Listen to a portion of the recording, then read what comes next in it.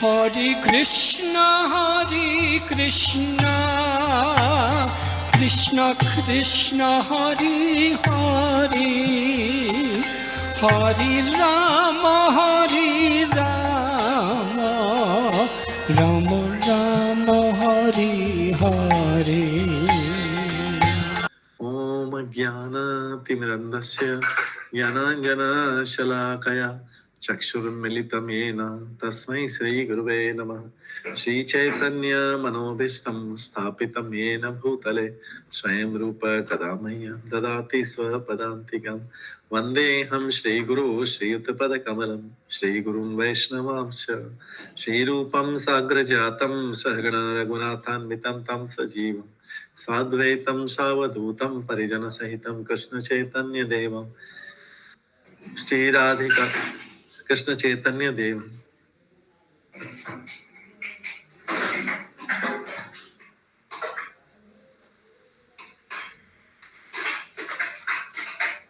नमो विष्णुपदाय कृष्णप्रस्थाय भूतले श्रीमते भक्ति वेदांत स्वामिनिति नामिने नमस्ते सरस्वती देवे गौरवाणी प्रचारिणे निर्विशेष शून्यवादी पाश्चात्य देशतारिणे वाञ्छाकल्पतरुभ्यश्च कृपा सिन्धुभैव च पतितानां पावनेभ्यो वैष्णवेभ्यो नमो नमः। जय श्री कृष्ण चैतन्य प्रभु नित्यानंद श्री अद्वैत गदाधर शिवासादि श्री गौर भक्तवृंद। हरे कृष्णा कृष्णा कृष्णा हरे हरे, हरे राम राम राम हरे हरे। ओम नमो भगवते वासुदेवाय। ओम नमो भगवते वासुदेवाय। ओम नमो भगवते वासुदेवाय। नारायणं नमस्कृते नरं चैव नरोत्तमं देवीं सरस्वतीं व्यासं ततो जयमुदीरयेत्। नष्टप्रायेषु भद्रेषु नित्यं भागवत सेवया भगवते उत्तम श्लोके भक्तिर्भवति नैष्ठिकी। कृष्णाय वासुदेवाय देवकी नंदनाय च नंद गोप कुमाराय गोविंदाय नमो नमः। हरे कृष्णा। आज की श्रीमद् भागवतम क्लास में सभी भक्तों का स्वागत है। कल हम श्रवण कर रहे थे हरे कृष्ण दंडवत प्रणाम प्रभु जी।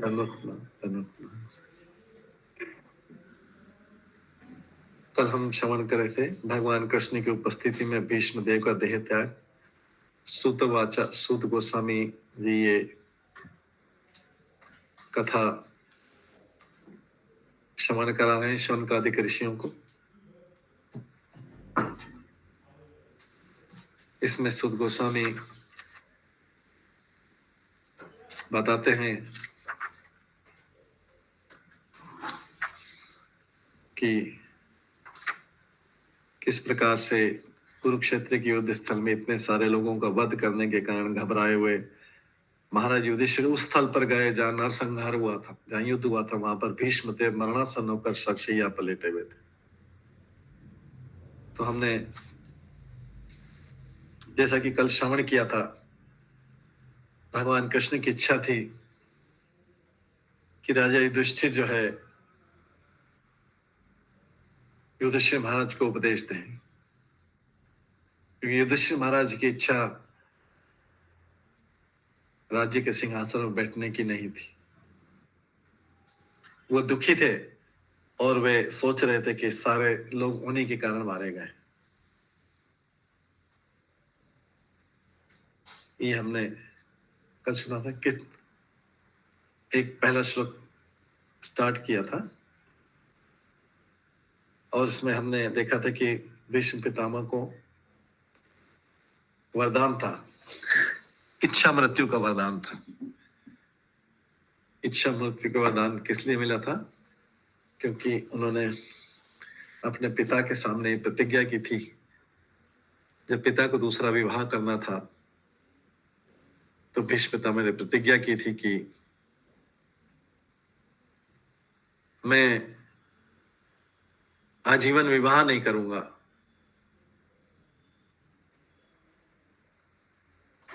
जिससे मेरा कोई संतान भी उत्पन्न नहीं होगा, और कोई गद्दी का उत्तराधिकारी भी नहीं बनेगा।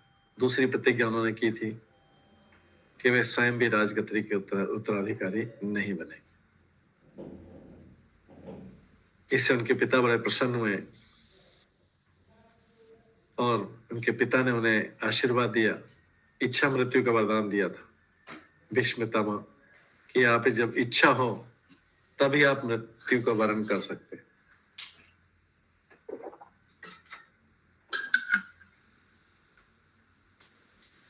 तो भीष्म पितामह को इच्छा मृत्यु का वरदान था। तो भीष्म पितामह जब महाभारत युद्ध में युद्ध की शैया पर लेटे थे तो उनकी मृत्यु, इतने सारे बाण लगने पर भी उनकी मृत्यु नहीं हुई थी, क्योंकि उनको इच्छा मृत्यु का वरदान था। जब वो इच्छा करेंगे तभी उनकी मृत्यु होगी। उन्होंने सोचा था कि मैं तभी मृत्यु को प्राप्त करूंगा जब दो चीजें होंगी। एक तो सूर्य उत्तरायण में प्रवेश करेगा, तो सूर्य जो है मकर संक्रांति के दिन से, जो अभी आने वाला है, जैसे 14 जनवरी या 15 जनवरी कई जगह होता है, उस समय सूर्य मकर राशि को क्रॉस करता है, पार करता है और दक्षिणायन से उत्तरायण में प्रवेश करता है। दक्षिणायन से उत्तरायण में प्रवेश करता है।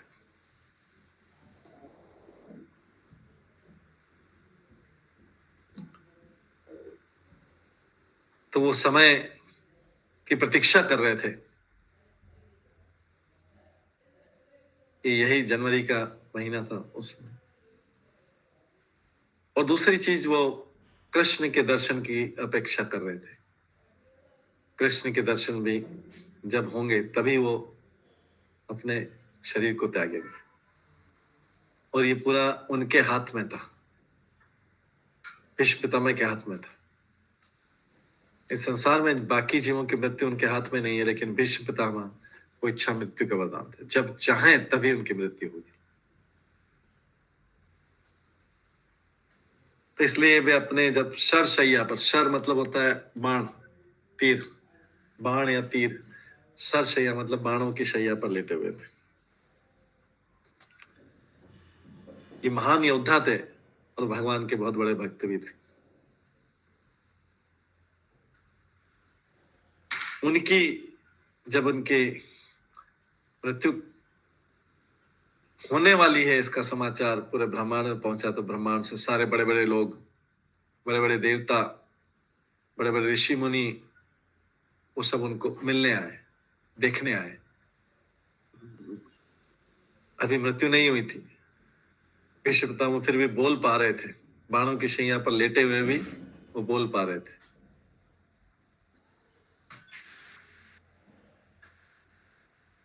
तो अतः सारे लोग ऐसे महात्मा के प्रति, भीष्म पितामह योद्धा तो थे ही सही, साथ में महात्मा भी थे। योद्धा भी महात्मा हो सकता है, क्षत्रिय भी योद्धा भी, युद्ध करने वाला भी महात्मा हो सकता है, क्योंकि युद्ध करना तो उसका कर्तव्य है, लेकिन इसके अलावा भगवान का भक्त भी हो सकता है। तो इस महान योद्धा का इस प्रकार से निधन समस्त समकालीन, उस समय जो श्रेष्ठ पुरुष थे उनको आकृष्ट करने वाला था। अपने सारे लोग इस महात्मा के प्रति अपने प्यार, सम्मान तथा स्नेह को भावना प्रदर्शित करने के लिए वहां सब लोग आ गए थे। अब आज दूसरे श्लोक से स्टार्ट करते हैं। हरे कृष्ण प्रभु जी, दंडवत प्रणाम। तदा ते भ्रातः सर्वे सतश्वे स्वर्णभूषिते अन्वगच्छत रथो विप्रा व्यास धौम्यादया तथा। उस समय उनके सारे भाई स्वर्ण आभूषणों से सजे हुए उच्च कोटि के घोड़ों द्वारा खींचे जाने वाले सुंदर रथों पर उनके पीछे पीछे चल रहे थे।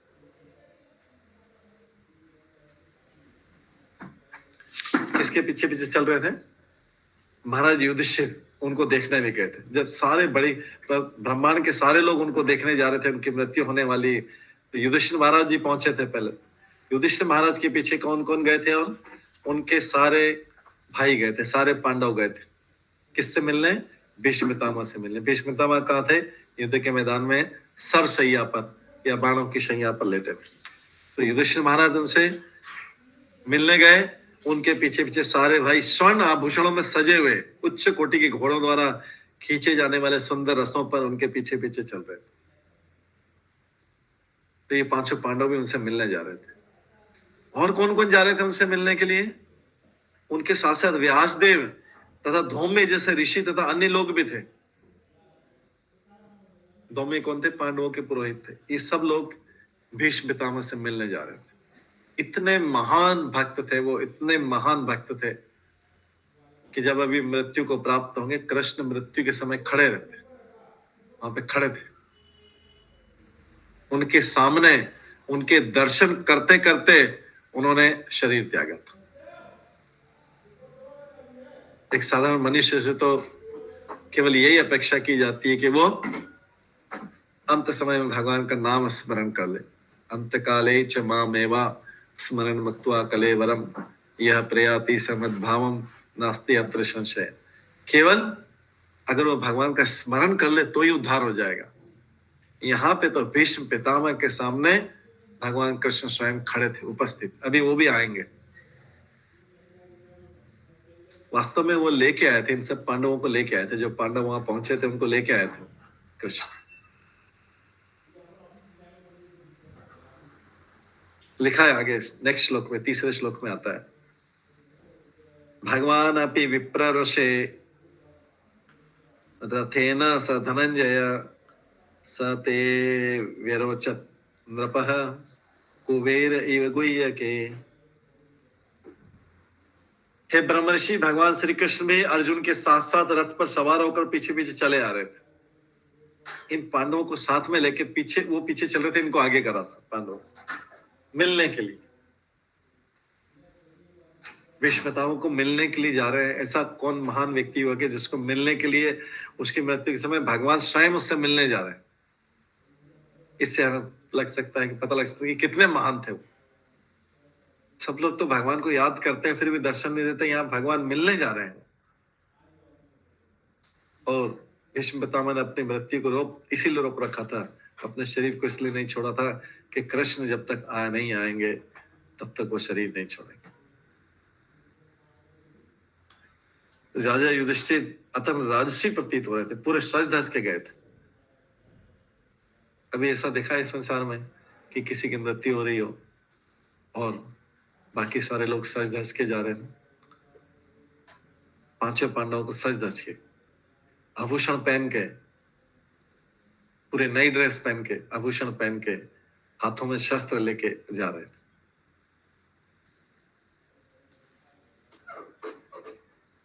तो यहाँ पे कारण आता है कि इस प्रकार राजा युधिष्ठिर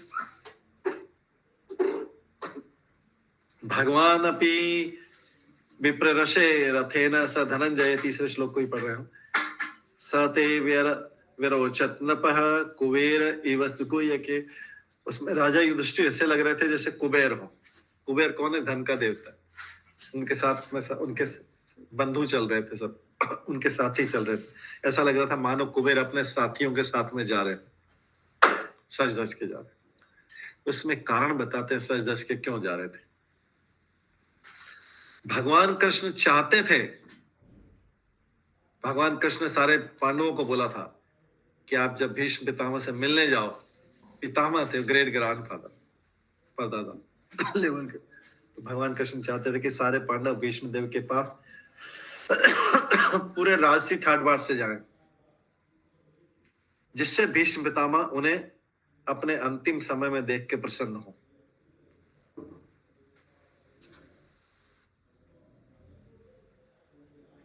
तो युधिष्ठिर इसलिए पांडव जा रहे थे। भगवान क्यों चाहते थे कि पांडव लोग इस मृत्यु के समय भीष्म पितामह के सामने सज धज के जाएं?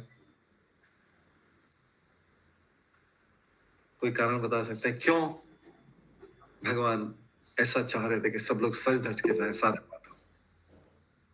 हाँ, सौरभ अग्रवाल। हाँ, कालिका अग्रवाल माता जी बोलिए। हाँ सॉरी, हाँ हरे कृष्णा प्रभु जी, दंडवत प्रणाम। दंडवत प्रणाम। प्रभु जी वो क्योंकि क्या बोलते हैं, क्योंकि भीष्म पितामह ने हमेशा पांडव लोग को बहुत बुरा कंडीशन में देखा था, तो अभी उनको अच्छा राजपाट मिला है, तो उन लोग इस तरह से जाएंगे तो भीष्म पितामह का बहुत अच्छा लगेगा। तो ये रीजन था क्योंकि भीष्म पितामह ने शुरू से जब पांडवों को बाल्यकाल से देखा था, क्योंकि पांडवों के पिता पांडु की तो मृत्यु हो गई थी, तो उनकी देखभाल कौन कर रहे थे? धृतराष्ट्र कर रहे थे। धृतराष्ट्र देखभाल कर रहे थे। तो लेकिन धृतराष्ट्र तो उनके ताऊ जी थे, तो धृतराष्ट्र अपने पुत्रों की तरफ ज्यादा ध्यान दे रहे थे और पांडु के पुत्र, राजा पांडु के पुत्र पांडवों के तरफ उतना ध्यान नहीं दे रहे थे। और दुर्योधन जो उन्हें कष्ट पहुंचा रहा था, उनके साथ ईर्ष्या करता था। दुर्योधन उनके साथ में ईर्ष्या करता था और कुछ न कुछ उनके विरुद्ध कुछ न कुछ साजिश रचता था। दुर्योधन का चचेरा भाई था, कजिन था। दुर्योधन ये सब जो है, और दुर्योधन के जो बाकी 99 भाई, टोटल 100 कौरव पुत्र थे, पांडवों के साथ अन्याय करते थे। बाल्यकाल से छोटे छोटे खेलते खेलते भी अन्याय करते थे। खेलते खेलते छोटे छोटे बच्चे थे जब, तभी से अन्याय करते थे। भीष्म पितामह को बहुत दुख होता था। भीष्म पितामह धृतराष्ट्र को समझाते थे, लेकिन धृतराष्ट्र जो है उसको समझ नहीं आता था।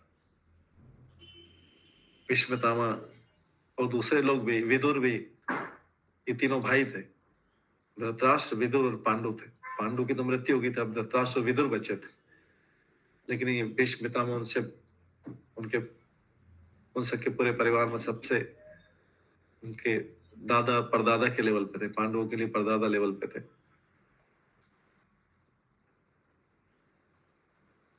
भीष्म पितामह धृतराष्ट्र को समझाते थे, विदुर भी समझाते थे कि आप अपने पुत्रों को संभालिए, दुर्योधन और दुशासन और बाकी लोगों को, ये पांडवों को कष्ट दे रहे। लेकिन धृतराष्ट्र तो अंधा था, आंखों से भी अंधा था और आध्यात्मिक रूप से भी अंधा था। उसे समझ नहीं आता था और इस तरह से पांडव उनके राज्य में कष्ट पाते थे। भीष्म पितामह को बहुत दुख होता था, कुछ भी नहीं कर सकते थे, क्योंकि वो तो उनके पिता नहीं थे पांडवों के। वो तो वृद्ध होने के नाते परिवार के बाकी लोगों को केवल समझा सकते। शुरू से उन्होंने दुख पर कुछ न कुछ साजिश, बाद में फिर बड़े हुए तो पांडवों को राज्य देने से भी मना कर दिया था। दुर्योधन और दूसरे उनके कौरव भाइयों ने उनको राज्य से भी 12 साल के लिए निष्कासित कर दिया था। उनको जुए में हरा के फिर अज्ञातवास भी दिया, बहुत कष्ट दिए थे। आज तक उन्होंने, भीष्म पितामह ने अपने पूरे जीवन भर में कभी पांडवों को अपनी तरफ से जब भी देखा, उन्होंने सुखी नहीं देखा। हालांकि पांडव अंदर से सुखी थे क्योंकि भगवान कृष्ण थे, लेकिन बाहरी रूप से उनको कभी सुखी नहीं देखा। तो अब जब पांडव लोग युद्ध जीत गए हैं और वो लोग हार गए थे, तो भी युधिष्ठिर की किसी से शत्रुता नहीं थी।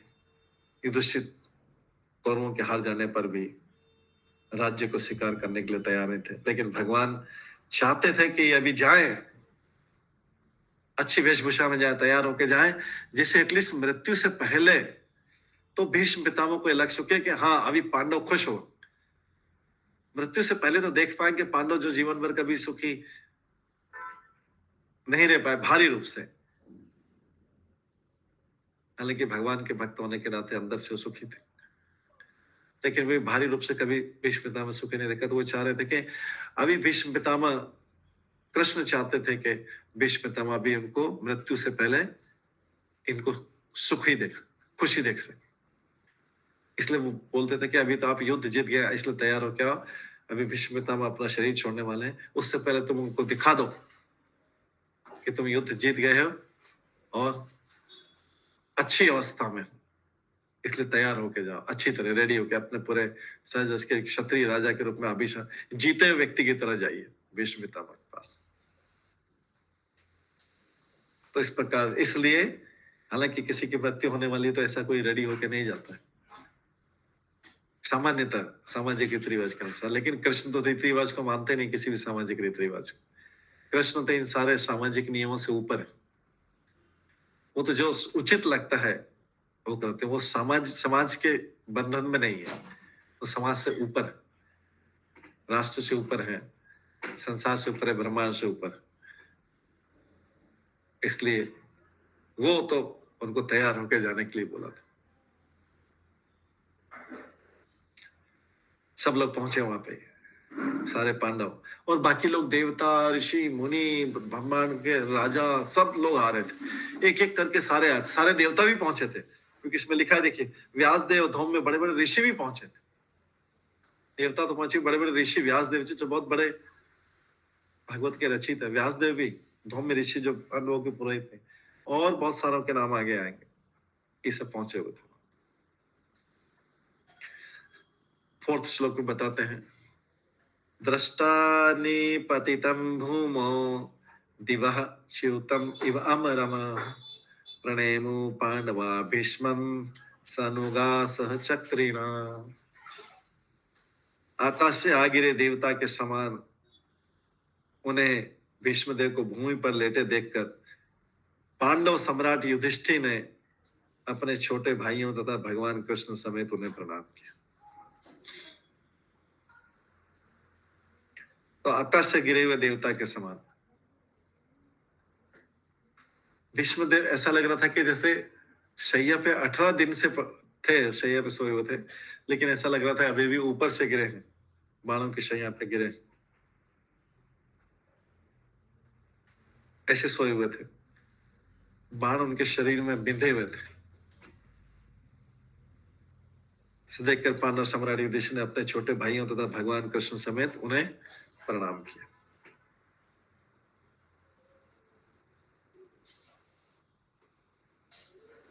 इस तरह उन्हें प्रणाम किया।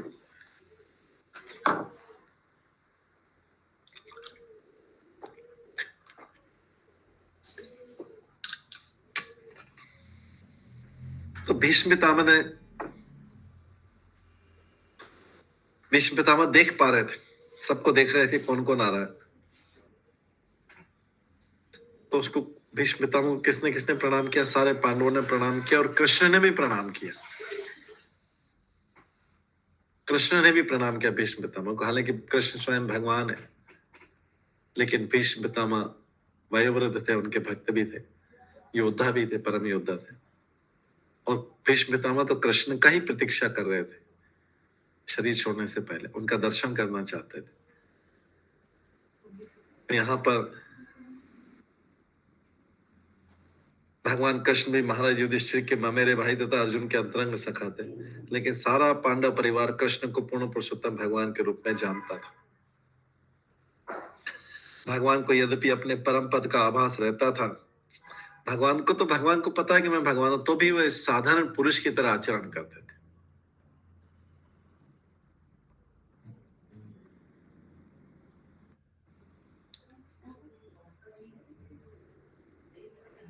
तो भी वे मनुष्य, सामान्य मनुष्य जैसा आचरण करते थे। अतः उन्होंने भी मरणासन्न भीष्म देव को, मरणासन्न मतलब होता है जिसकी मृत्यु अभी होने वाली है।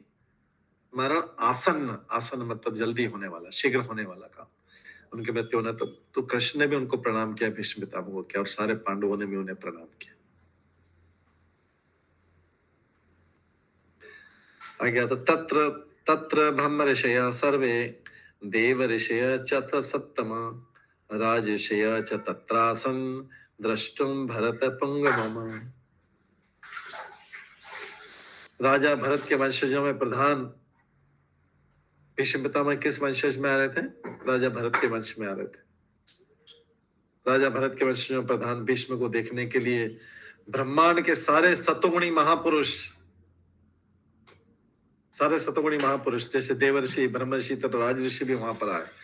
ये हमने बताया था कि सारे का आगे वर्णन आएगा। सारे ब्रह्मर्षि, देवर्षि, देवर्षि में कौन है मुख्य? देवर्षि में मुख्य कौन है? हरे कृष्ण प्रभु जी, नारद जी। हाँ, नारद मुनि, यस, नारद मुनि। ब्रह्म ऋषियों में मुख्य कौन है? ब्रह्म ऋषियों में मुख्य कौन है? कोई एक नाम बताइए जो मुख्य। बहुत सारे हैं, लेकिन उनमें मुख्य बताइए। हाँ मंजू माता जी बताइए। हरे कृष्णा प्रभु जी, कोटि कोटि प्रणाम। कोटि कोटि प्रणाम। नारद जी हैं शायद। नारद तो देवर्षि बताया अभी, देवर्षियों में, देवर्षियों में मुख्य। ब्रह्म ऋषियों में कौन है मुख्य? क्या पता।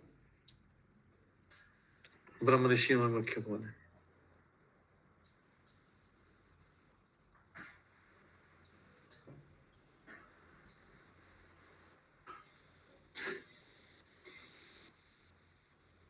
ब्रह्म ऋषि में मुख्य नहीं, ब्रह्मा जी नहीं। ब्रह्म ऋषि में मुख्य वशिष्ठ, वशिष्ठ है। हाँ रत्ना गुप्ता माता जी आप बताओ। रत्ना गुप्ता माता जी आप कुछ बता रहे थे। प्रणाम प्रभु जी। हाँ प्रणाम माता जी। भृगु ऋषि जिन्होंने विष्णु जी के छाती पे लात मारी। वो भी ब्रह्म ऋषि में थे, लेकिन ब्रह्म ऋषि में श्रेष्ठ कौन है? वशिष्ठ थे, वो भी आते हैं। ठीक है। श्रेष्ठ जो ब्रह्म ऋषि। ठीक है, प्रणाम प्रभु जी। और राज ऋषि,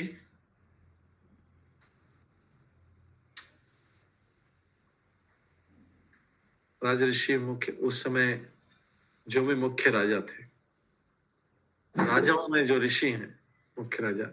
हाँ शशि माता जी बताइए।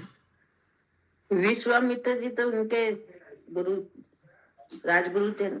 हाँ लेकिन विश्वामित्र बाद में ब्रह्म ऋषि बने थे। वशिष्ठ उस समय श्रेष्ठ ब्रह्म ऋषि थे। और राज ऋषियों में जो उस समय राजा थे, ऋषियों में जो राजा, जो ये राजाओं में ऋषि होते हैं, वो राज ऋषि जो उस समय जितने भी राजा थे। हाँ युधिष्ठिर महाराज भी राज ऋषि थे। ये जो राज ऋषि, तो तीनों कैटेगरी के लोग आए थे। देवर्षि, ब्रह्म ऋषि, राज ऋषि वहां पर आए थे, एकत्रित थे। किसके मिलने के लिए?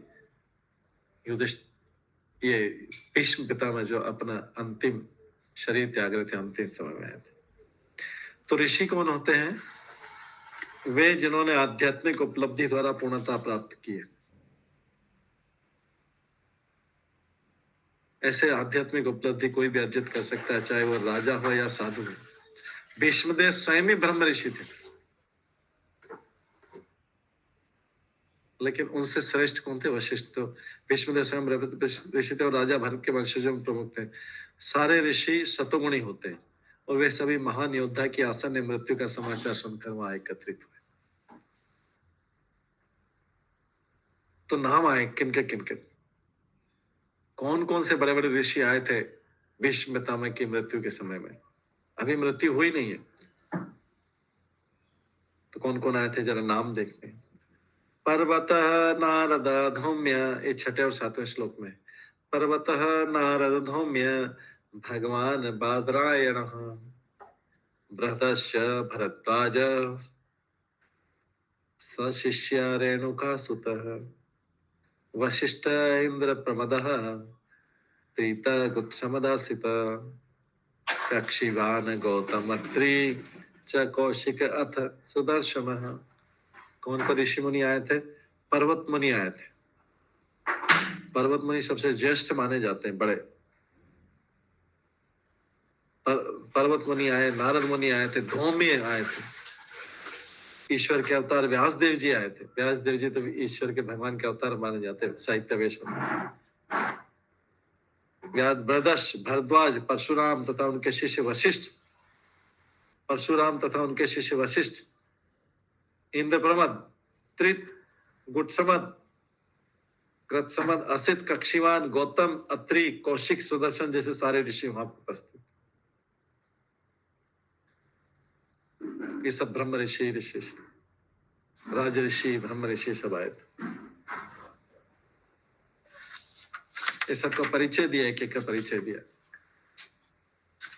कौन कौन इन सबका था।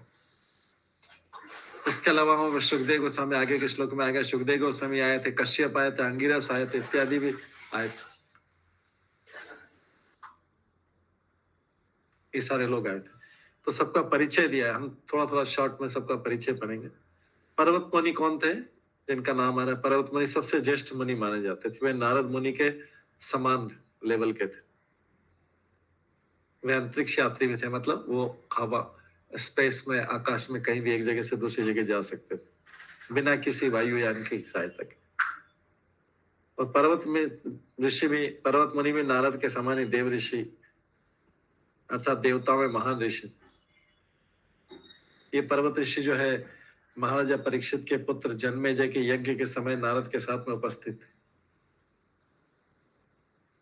ये परीक्षित, जब परीक्षित को सर्प के द्वारा परीक्षित मारा गया थे तो उनके पुत्र जन्मेजय ने यज्ञ किया था, वो सांपों से बदला लेने के लिए किया था कि मेरे पिता को सांप ने काटा इसलिए मैं सारे सांपों को जला के रखता हूं। तो उन्होंने यज्ञ किया था जिसमें सारी जगह से सांप आके उस यज्ञ में गिर रहे थे।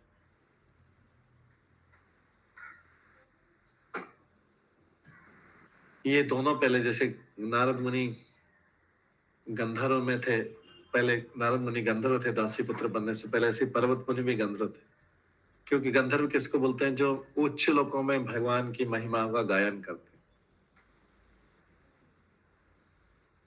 वहां से उन्होंने बहुत सारी चीजें ऊपर से देख सकते थे। द्रौपदी का विवाह भी देखा था इन लोगों ने। ये उतने पुराने हैं। और ये कुबेर के दरबार में जाते थे, इंद्र के दरबार में जाते थे।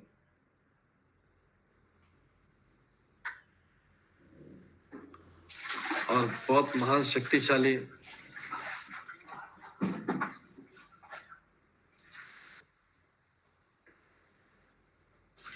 दोनों ही बहुत शक्तिशाली थे।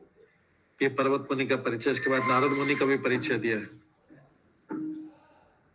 वे पूर्व जन्म में एक दासी पुत्र थे, लेकिन शुद्ध भक्तों की संगति से, हमने कथा ऑलरेडी पढ़ चुके, शुद्ध भक्तों की संगति से वे भी एक महान ऋषि मुनि बने थे। वे प्रमुख देवर्षि थे।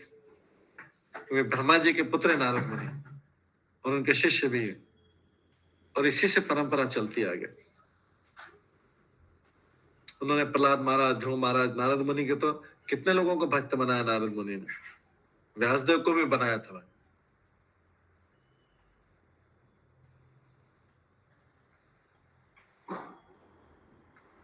नारद जी ने अनादिकाल से अनेक राजाओं को भी दीक्षा दी थी। उन्होंने प्रहलाद महाराज को भी माता के गर्भ में दीक्षा दी थी। इसके बाद इसी तरीके से धौम्य ऋषि का भी परिचय आता है, और सबका एक एक का परिचय दिया। भारद्वाज, परशुराम, ये जो सब आए थे वहां। परशुराम भी महान थे। परशुराम जब मुनि थे, ये सब का वर्णन इसलिए आ रहा है कि ये सब लोग भीष्म पितामह की मृत्यु के पहले आए थे। परशुराम दोनों समय थे। परशुराम की आयु इतनी लंबी थी कि राम के समय भी थे, कृष्ण के समय भी थे।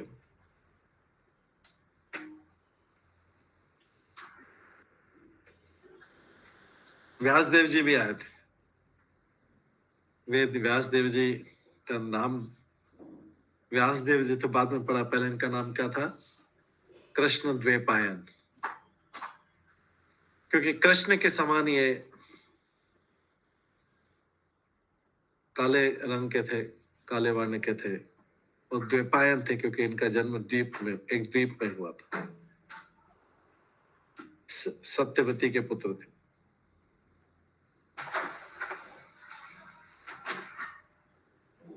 इनका नाम बादरायण भी, वेदव्यास भी।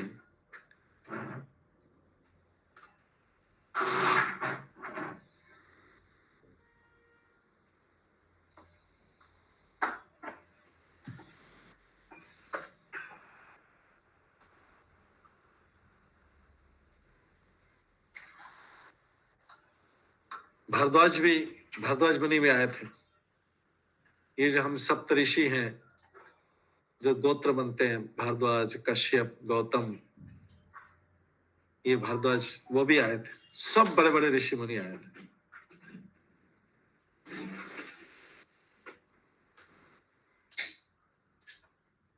ये भारद्वाज ऋषि वही है जिनसे प्रयागराज में जिनका आश्रम था, जिसमें रामचंद्र भी मिले थे।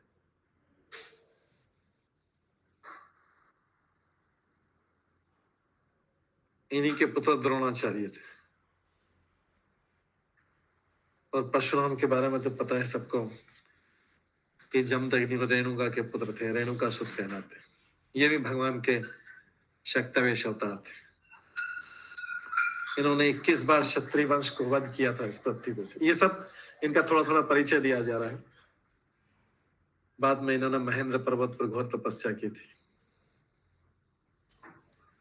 और इन परशुराम ने पृथ्वी पे जब क्षत्रियों का संहार किया था तो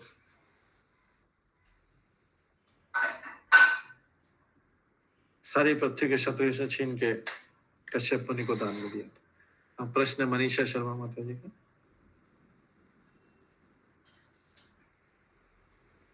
मनीषा शर्मा माता जी, प्रश्न कोई आपका? हरे कृष्णा प्रभु जी, इसमें सैंडल ऋषि भी आते हैं क्या?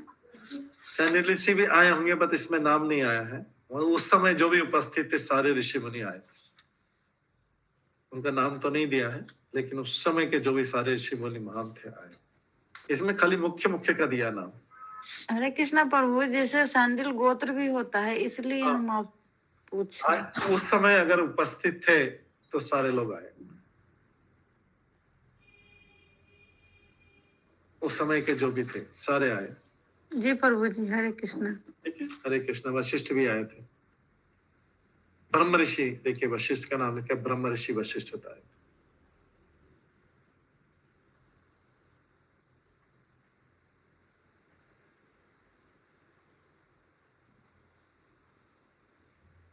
और भीष्मितान से, परशुराम ने भीष्मितान से वध किया था।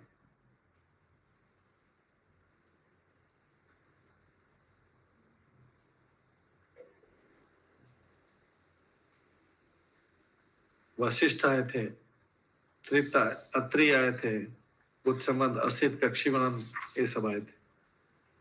उसके बाद और कौन कौन से ऋषि मुनि आए थे? अन्ये च मुनियः ब्रह्मन्, 8वें श्लोक में देखते हैं। अन्ये च मुनियो ब्रह्मन् ब्रह्मदात् आदयहम्ला शिष्ये उपेता जगमो कश्यपांगिरस आदय। तथा सुखदेव गोस्वामी में अन्य पवित्र आत्माएं कश्यप, आंगिरस इत्यादि अपने अपने शिष्यों के साथ वहां पर आए।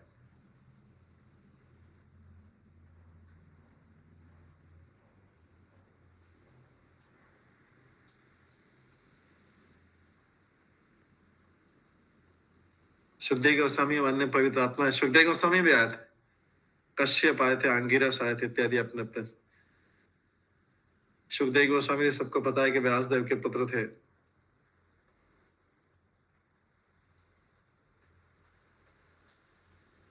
तथा ये शिष्य थे उनके, सर्वप्रथम महाभारत, उसके बाद श्रीमद् भागवतम की शिक्षा दी थी उन्होंने। सुखदेव स्वामी व्यासदेव के प्रकाश पुत्र तथा शिष्य थे, जिन्हें मतलब व्यासदेव जी ने इनको महाभारत भी सुनाया था और उसके बाद श्रीमद् भागवतम की शिक्षा दी थी सुखदेव गोस्वामी को। फिर सुखदेव गोस्वामी ने आगे सुनाया था। सुखदेव गोस्वामी ने गंधर्वों, यक्षों तथा राक्षसों की सभा में महाभारत के 14 लाख श्लोक सुनाए थे। ऊपर महाभारत के श्लोक और ज्यादा है। जैसे रामायण के, यहाँ पर रामायण के 24,000 श्लोक है, वाल्मीकि रामायण के। यहाँ पर वाल्मीकि रामायण के 24,000 श्लोक हैं पृथ्वी पर। लेकिन ब्रह्म लोक में, ब्रह्मा जी के लोक में वाल्मीकि रामायण के 1 करोड़ श्लोक। तो जब यहाँ पे पृथ्वी पे कोई ग्रंथ आता है तो उसमें से कई श्लोक हटा दिए जाते हैं। तो ऊपर 1 करोड़ श्लोक है वाल्मीकि रामायण के।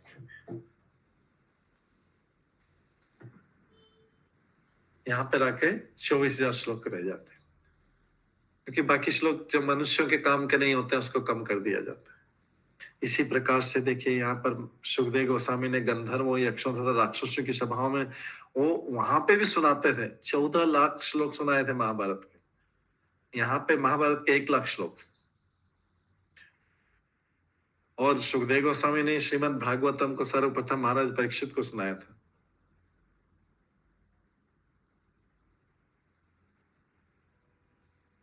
इस तरह धर्म संबंधी अपने विस्तृत ज्ञान के कारण पूर्ण पवित्र आत्मा थे।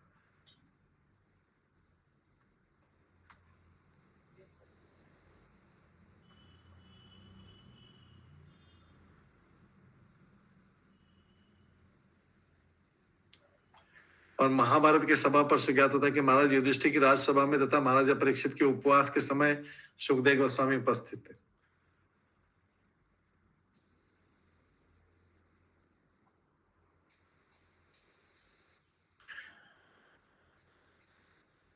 सुखदेव गोस्वामी कभी कभी सूर्य लोक भी चले जाते थे ऐसे ही घूमने के लिए, पिता के साथ में चले जाते सूर्य देवता से मिलने।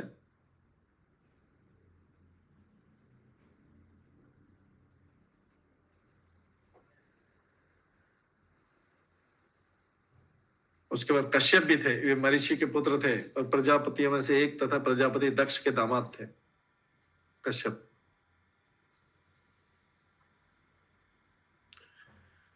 दक्ष ने अपनी कन्या को कश्यप के साथ विवाह किया था।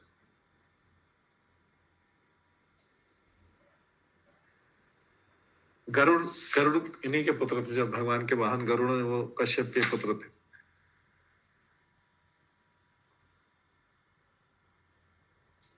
ये प्रजापति थे, इन्हीं से आगे प्रजा उत्पन्न हुई थी।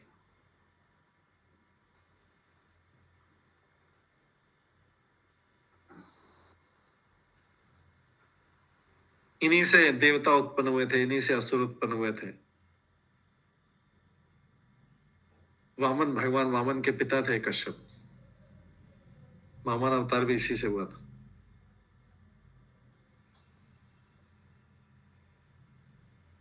अंगिरा के पुत्र अंगिरस भी थे।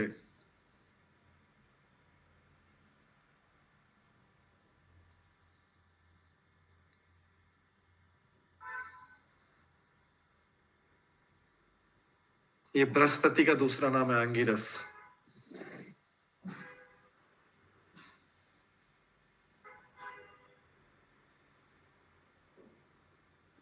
और बताते हैं कि ये इन्हीं बृहस्पति का अंश द्रोणाचार्य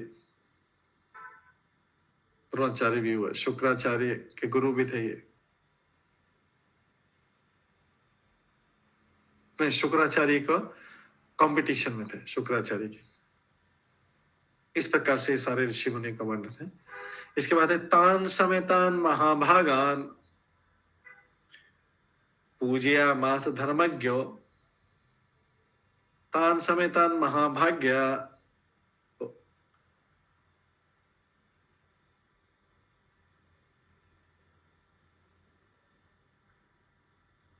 तान समेतान महाभागान उपलभ्य वसुत्तम पूजयामास धर्मज्ञ देश काल विभाग वेता।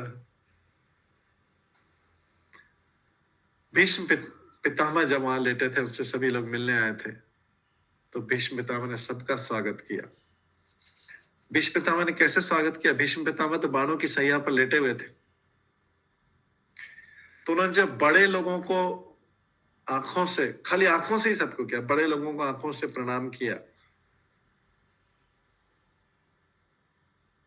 अपने से छोटे वालों को आशीर्वाद दिया आंखों से ही, और बराबर वालों से आंखों ही के द्वारा उनका अभिवादन किया, उनका स्वागत किया। भीष्म पितामह तो इधर से उधर सिर में नहीं हिला सकते थे। उनका सिर पीछे तो सब जगह तीर थे, बाण थे, सिर इधर से उधर नहीं कर सकते थे। केवल आंखों से उन्होंने सब कुछ किया। बड़े लोगों को प्रणाम किया, छोटे लोगों को आए थे जो छोटे, उनसे छोटे थे उम्र में, बड़े छोटे का मतलब उनसे उम्र में बड़े लोगों को प्रणाम किया, या उनसे आदरणीय लोगों को प्रणाम किया। उनके बराबर वालों को लोग के आंखों से ही अभिवादन किया, नमस्कार किया, और छोटे, उनसे जो उम्र में छोटे थे उनको आशीर्वाद दिया। भीष्म पितामह बहुत एक्सपर्ट थे, जानते थे कि कौन सा नियम कैसे लगाना।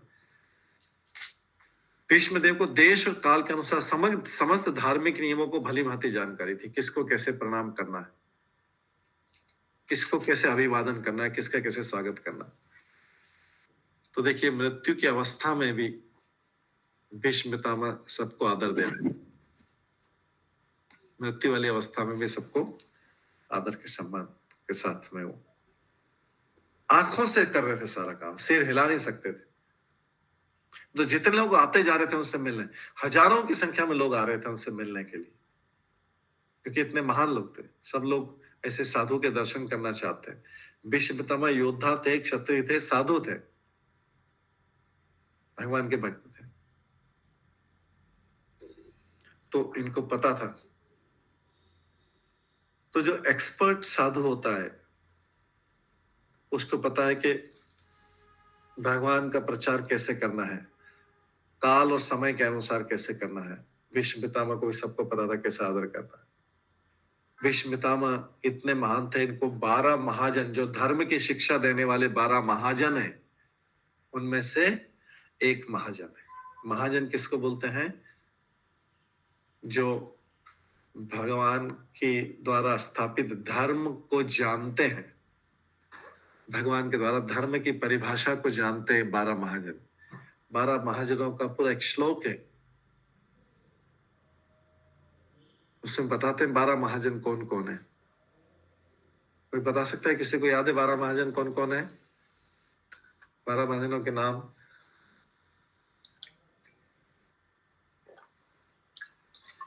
प्रभु जी, ब्रह्मा, हाँ, नारद जी, यस, और सुखदेव गोस्वामी, और भीष्मपिता पितामह, हाँ, और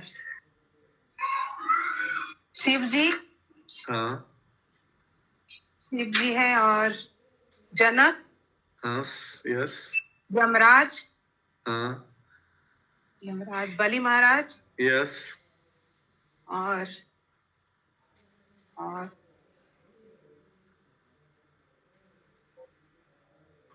यस। कपिल बताया आपने, कपिल मुनि, कपिल मुनि, बलि और महाराज, बलि महाराज, यमराज, हाँ, प्रहलाद महाराज, प्रहलाद महाराज, जनक। तो ये सामने इस श्लोक भी है, ये देखिए भागवतम का 6ठे स्कंद का 3रे अध्याय में श्लोक है। 6ठे स्कंद के सामने श्लोक है। स्वयंभू, स्वयंभू मतलब ब्रह्मा जी, नारद 2, शंभु मतलब शिव जी 3, कुमार 4 कुमार जो है, कुमारगण, हाँ, भगवान, हाँ, कुमारगण, कपिल हो गए। कितने हो गए? 1 2 3 4 5 कपिल को मिला के 5। मनु 6 हो गए। प्रहलाद 7, जनक 8, भीष्म पितामह 9, बलि महाराज 10, व्यासदेव, यमराज, व्यासदेव 11, और ये अपना युधिष्ठिर महाराज, धर्मराज 12। इस प्रकार से 12 महाजन है। भीष्म पितामह उसको मिला के 12। ये सब नाम है इसमें। ब्रह्मा जी, नारद मुनि, शिव, भगवान मतलब भगवान नारद है। नारद को कई बार भगवान भी बोला जाता है, उनकी महान, भगवान के शक्तिवेश अवतार है इसलिए। तो भगवान नारद मतलब भगवान उनका बोला जाता है, भगवान नहीं है नारद मुनि, भगवान के शक्तिवेश अवतार, इसलिए कई बार उनको शॉर्ट में भगवान बोल देते हैं, लेकिन नारद मुनि में भगवान के शक्तिवेश अवतार है। तो ब्रह्मा 1, नारद मुनि 2, शिव जी 3, 4 कुमार 4, लॉर्ड कपिल मुनि, जो कपिल मुनि गंगा सागर में आश्रम है इनका 5, स्वयंभू मनु 6, प्रहलाद महाराज 7, जनक महाराज 8, भीष्म पितामह 9, बलि महाराज 10, सुखदेव गोस्वामी 11, और आई माई सेल्फ। कौन बोल रहा है अपने? आई माई सेल्फ मतलब ये युधिष्ठिर महाराज बोलते हैं। ये जो है 12 महाजन है। ये कौन बता रहा है इस श्लोक में? ये युधिष्ठिर महाराज, धर्मराज, यमराज स्वयं बता रहे हैं, यमदूतों को बता रहे हैं कि हम 12 महाजन हैं। तो देखिए भीष्म पितामह भी जो अपना शरीर छोड़ने वाले हैं, ये कितने महान थे। ये 12 महाजनों में से ये 12 महाजन जो है धर्म की परिभाषा को बताते हैं और भक्ति के बारे में, भगवान के उपदेशों को, अगर कोई किसी को कंफ्यूजन हो तो, कोई भ्रम हो तो इनके पास जा सकते हैं। 12 महाजन जो है ये सब मिलने आए। ये सब इनमें से एक भीष्म पितामह है। भीष्म पितामह के बाद में सारे लोग मिलने आए।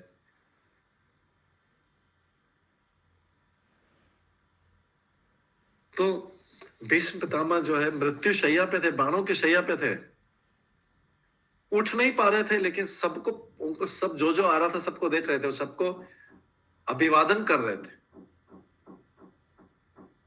अगर किसी को एक बाण का, एक सुई का, एक कांटा चुभ जाए पैर में, एक कांटा चुभ जाए तो पहले बोलेगा कांटा निकलेगा तभी मैं किसी से बात तो परेशान रहेगा पूरा। कांटा जब तक निकलेगा नहीं वो परेशान रहेगा, डिस्टर्ब रहेगा, किसी से ढंग से बात नहीं कर पाएगा, किसी से व्यवहार नहीं कर पाएगा, किसी कुछ नहीं कर पाएगा, क्योंकि पैर में कांटा चुभा है। पहले उसको निकालने के प्रयास में, यहाँ तो कांटा क्या, बाणों की शैया पे लेटे हुए भीष्म पितामह,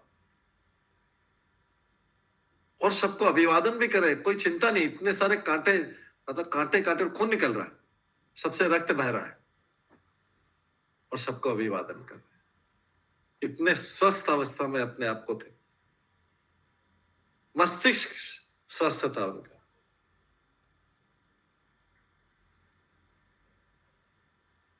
और सभी आगंतुकों का ठीक से सत्कार हो पा रहा था और अपना कर्तव्य पूरा कर रहे थे। तो मनुष्य अपना कर्तव्य मन से कर सकता है, वाणी से कर सकता है और शरीर से कर सकता है। भीष्म पितामह भली भांति जानते थे कि इन मन का, वाणी का और कर्म का उपयोग किस तरह कैसे करना चाहिए। मन का उपयोग, वाणी का उपयोग और कर्म का उपयोग, शरीर का उपयोग कैसे करना चाहिए जानते थे, इसलिए लोगों का सत्कार भी कर पाए। लेटे लेटे बाणों की शैया पे लेटे लेटे चुभ रहे हैं, सारे बाण चुभ रहे हैं, सैकड़ों बाण चुभ रहे हैं, उसके ऊपर लेटे हुए थे, सीधे नोक के ऊपर, हर बाण की नोक के रक्त बह रहा है, लेकिन वहां पर लेटे लेटे सबको अभिवादन कर रहे। उनका मन इतना स्थिर था। इसके बाद 10वें श्लोक में बोलते हैं, कृष्णम च तत्प्रभावज्ञ आसीनम जगदीश्वरम हृदय स्थम पूजयामास माया उपात्त विक्रमः। इसमें बताते हैं कि भगवान श्री कृष्ण प्रत्येक के हृदय में है ना, भगवान श्री कृष्ण के हृदय में है, परमात्मा के रूप में सबके हृदय में है। तो भी वे अपनी अंतरंगा शक्ति से अपना दिव्य रूप प्रकट करते हैं। सबके हृदय में बैठे ऑलरेडी, लेकिन किसी को बाहर दर्शन करना तो भगवान बाहर भी दर्शन देते हैं। और ऐसे भगवान जो भीष्म पितामह के हृदय में बैठे हुए हैं, और भीष्म पितामह की इच्छा हुई कि भगवान भी आए मेरी मृत्यु से पहले, तो भगवान भी आ गए थे। कृष्ण सामने खड़े थे, पांडवों के साथ में ही आए थे। जब ये युधिष्ठिर पांडव पहुंचे, सारे ऋषि मुनि ब्रह्मांड सब, एक एक बड़े बड़े ऋषि, हमने सबके नाम पढ़े, सब आ गए थे वहां, सब आ गए थे। भागवत लिखने वाले व्यासदेव जी आ गए थे, भागवत सुनाने वाले सुखदेव गोस्वामी आ गए थे, और दूसरे बड़े बड़े ऋषि मुनि, व्यासदेव जी, नारद मुनि आ गए थे, गुरु ब्रह्मा सब आ गए थे, भगवान भी आ गए थे। भीष्म पितामह की भगवान के दर्शन करने की इच्छा थी। इतने शुद्ध भक्त थे कि भगवान भी अंदर तो परमात्मा के रूप में बैठे ही, बाहर भी आके कृष्ण के रूप में दर्शन दिए। तो चूंकि भीष्म देव को पता था कि भगवान कृष्ण भी आ गए, तो सिर भी नहीं हिला सकते थे, वहीं से बैठे बैठे आंखों के द्वारा और अपनी धीरे से वाणी के द्वारा उन्होंने भगवान की पूजा भी की। ऐसा अगर धूप दीप लेके नहीं की, लेकिन वहां पे मन से उनकी पूरी पूजा की सामने, क्योंकि भगवान भी सामने आ गए थे, उनको अंतिम समय में दर्शन देने के लिए आ गए, उनके विधिवत पूजा की। ये भगवान है कि अंदर भी उपस्थित है, परमात्मा को बाहर भी दर्शन देने आ गए। इच्छा भक्त की, अपने भक्त की इच्छा पूरी करने के लिए आ गए। वे हमेशा गोलोक धाम में कृष्ण के रूप में रहते हैं, लेकिन वहां पे भी रहते हैं और यहाँ पे भी आ गए थे, यहाँ पे भी आ गए थे अपने रूप में। ये भगवान की शक्ति। अभी सब भीष्म देव के सामने हजारों लोग खड़े, भगवान भी खड़े। कभी ऐसा कि मृत्यु के समय में किसी की मृत्यु होने वाले और इतने हजारों लोग आ जाए और भगवान भी आए। भगवान अपने भक्त के लिए आते। उसके बाद आगे बोलते, पांडु पुत्रान उपासीनान प्रशय प्रेम संगतान अभ्याचष्ट अनुरागर्षे अंधी भूतेन चक्षुषा। पास ही महाराज पांडु के सारे पुत्र बैठे हुए थे, शांत, सारे पांडव भी चुपचाप बैठे थे वहां पे भीष्म पितामह के साथ। और अपने मरणासन पितामह के प्रेम से अभिभूत थे। ये सारे पांडु लोग, सारे पांडव लोग भीष्म पितामह की मृत्यु होने वाली है। इन पांडवों का भीष्म पितामह से बहुत प्रेम था, प्रेम में डूबे हुए थे। अभी वही जिन पितामह जो परदादा के बराबर है, पितामह अपना शरीर छोड़ने जा रहे हैं। पांडव प्रेम में डूबे हुए थे, सामने चुपचाप बैठे हुए थे। इन पांडवों के नेत्र में आंसू थे, पांडवों के नेत्र में अश्रु थे, लेकिन ये अश्रु थे, आंसू थे, आनंद के आंसू थे, क्योंकि इनका भीष्म पितामह के प्रति प्रेम था। आनंद के आंसू थे। तो किसी को पता है आनंद के आंसू में और दुख के आंसू में क्या अंतर होता है? कैसे पता लगता है कि कौन से आंसू आनंद के और कौन से दुख के आंसू? हाँ बताइए इंद्रावती माता जी। प्रभु जी, आनंद का जो आंसू होता है ठंडा होता है, हाँ, और जो दुख और गर्म होता है। हाँ, ये भागवतम में लिखा है। आनंद का आंसू ठंडा होता है और दुख का आंसू गर्म होता है, ये भागवतम में लिखा हुआ है।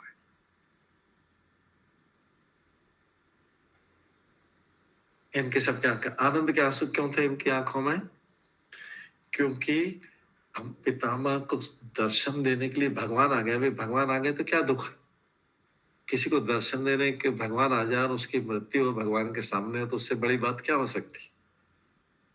भागवत गीता में तो भगवान बोलते हैं अंत काले च मामे, और अंत काल में कोई मेरा स्मरण नहीं कर ले वो मेरे धाम में आ जाता है। यहाँ तो स्मरण क्या है, तो भगवान ही सामने खड़े, भगवान के सामने सामने शरीर छोड़ेंगे, इससे बड़ी बात क्या हो सकती? पांडवों को तो पूरा ज्ञान था, इसलिए बहुत आनंदित थे कि हमारे पितामह उच्च लोक में जाएंगे, भगवत धाम जाएंगे। क्यों पता लग गया भगवान धाम जाएंगे? सामने भगवान खड़े, भगवान को देखते हुए स्मरण करते हुए जाएंगे, तो क्यों नहीं जाएंगे? तो भगवत गीता में लिखा हुआ है कि जो भगवान को स्मरण करता है अपना शरीर छोड़ता है, भगवान के धाम जाता है। यहाँ तो भगवान सामने ही खड़े, उनके कहने पे आके खड़े। जैसे कोई अगर व्यक्ति अपना पुराना घर छोड़ रहा है, 60-70 साल पुराना घर है, उसको छोड़ रहा है और बड़े नए घर में जा रहा है, बहुत बड़े घर में जा रहा है, महल में जा रहा है, तो उसके जो वेल विशर हैं, जो उसके शुभेच्छु हैं, वो तो बोलेंगे बहुत अच्छा है, पुराने घर को छोड़ के बड़े घर में जा रहा है, बड़े महल में जा रहा है। ऐसे ही भीष्म पितामह इस पृथ्वी को छोड़ के कहाँ जा रहे थे? भगवान के धाम जा रहे थे। भगवान का धाम वैकुंठ, गोलोक, वहां पे जा रहे थे। तो भागवत गीता के 8वें अध्याय का 5वां श्लोक, जिसमें आता है, भगवान बोलते हैं कि अंत काले च मामेवा स्मरण मुक्त्वा कलेवरम यह प्रयाति समद भावम याति नास्ते अत्र संशय। इसमें कोई संशय नहीं है, इसमें कोई डाउट नहीं है कि जो अंत काल में मेरा स्मरण करके शरीर को छोड़ता है, वो मेरे भाव को प्राप्त करता है, या ऐसा बोल सकते हैं मेरे भाव को प्राप्त करता है, मेरे स्वभाव को प्राप्त करता है, या मेरे धाम को प्राप्त करता है। एक ही बात है, भगवान का स्वभाव प्राप्त करना है, भगवान का धाम। समद भाव मेरा स्वभाव, इसमें कोई संशय नहीं, डाउट मत करना, वह तो मेरे पास में आता है।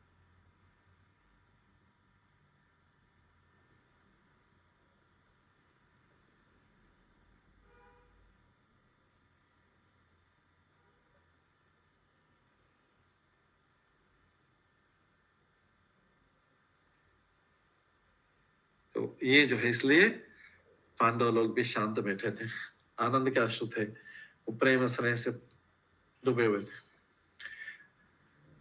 तात्पर्य बताते हैं कि जब, ये तो सबको पता है कि जब महाराजा पांडु का निधन हुआ था, तो उनके सारे पुत्र जो पांडव थे बालक थे, अतः स्वाभाविक था कि राज परिवार के ज्येष्ठ जनों के, विशेष रूप से भीष्म देव के लाड़ प्यार में पले थे। हालांकि दुर्योधन और दुर्योधन को तंग करता था, लेकिन भीष्मदेव लाड़ प्यार करते थे। बाद में जब पांडव बड़े हो गए तो धूर्त दुर्योधन तथा उसकी टीम द्वारा ठगे गए। यद्यपि भीष्मदेव जानते थे कि पांडव निर्दोष थे और उन्हें जबरदस्ती कष्ट की व्यर्थी कष्ट दी जा रहे, फिर भी वे, क्योंकि भीष्मदेव का पालन पोषण कौरव कर रहे थे, इसलिए भीष्मदेव कुछ बोल नहीं पा रहे थे। लेकिन जब अपने अंतिम समय में भीष्मदेव ने देखा कि महाराज युधिष्ठिर सब अच्छे रेडी हो गया है, बहुत खुश दिख रहे हैं, तो महान योद्धा भीष्मदेव की आंखों में आंसू थे, उनके भी आनंद आंसू थे, पांडव लोग भी आनंद में थे।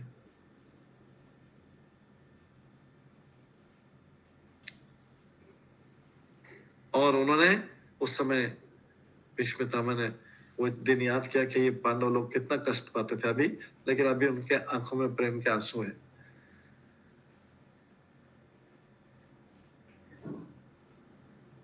तो भीष्म पितामह भी बहुत संतुष्ट हुए कि मृत्यु से पहले उन्होंने पांडवों को प्रसन्न देख लिया। पांडव भगवान के भक्त थे और देखा कि अब दुर्योधन के स्थान पे ये लोग राजा बनेंगे, तो भीष्म पितामह ने सोचा कि अभी न्याय हुआ, भगवान ने न्याय कर दिया। वो संतुष्ट हो गया और उन्होंने सबको बधाई दी, आंखों ही आंखों से सबको बधाई दी, प्रसन्नता व्यक्त की।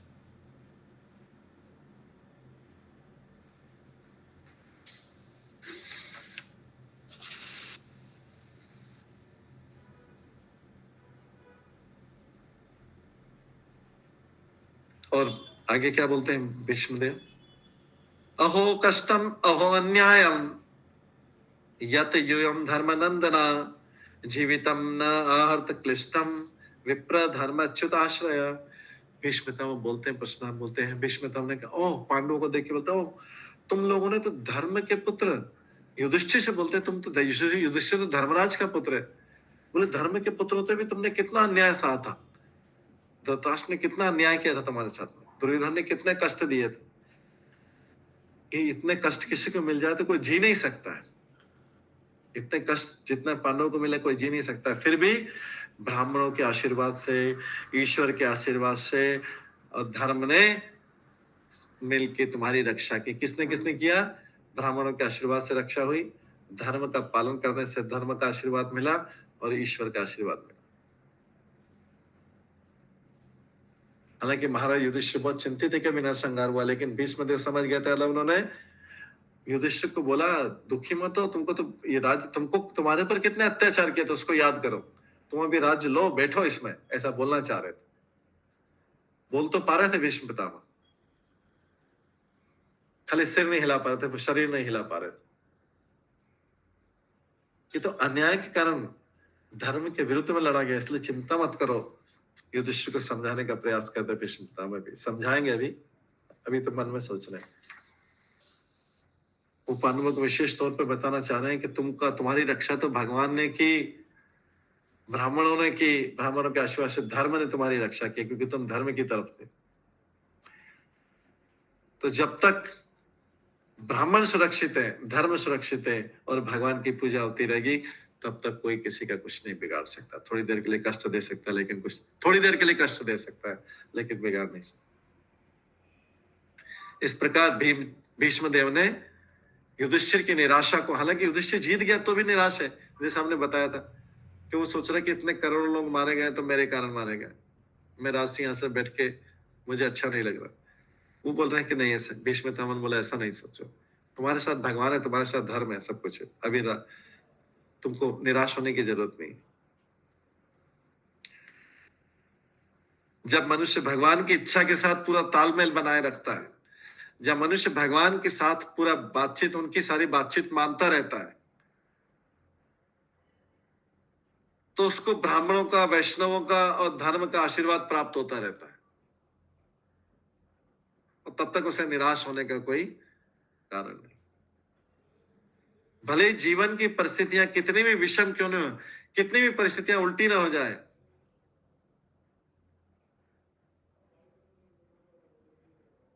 व्यक्ति को निराश नहीं, क्योंकि अगर वो धर्म के साथ है धर्म का आशीर्वाद मिलेगा, ब्राह्मण का आशीर्वाद मिलेगा अगर वो भगवान की इच्छा को पूरा कर रहा है तो। कष्ट आ सकते हैं, लेकिन बस भगवान की इच्छा को पूरा करने में सारी निराश होने की जरूरत नहीं, सब कुछ सही हो जाएगा बात। ये भीष्म पितामह पांडवों को वहां पर समझाना चाह रहे थे।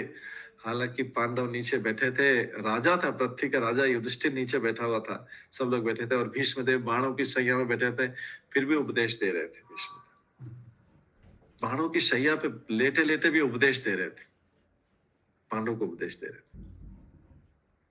ये महान भीष्म पितामह। इसके बाद भीष्म पितामह आगे और भी बोलेंगे और उपदेश देंगे आगे फिर बहुत टाइम तक उनका उपदेश चलेगा, उसके बाद वो शरीर त्यागेंगे।